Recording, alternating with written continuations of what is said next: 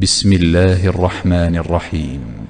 إذا زلزلت الأرض زلزالها وأخرجت الأرض أثقالها وقال الإنسان ما لها يومئذ تحدث أخبارها بأن ربك أوحى لها يومئذ يصدر الناس أشتاتا ليروا أعمالهم فمن يعمل مثقال ذرة خيرا يره ومن يعمل مثقال ذرة شرا يره.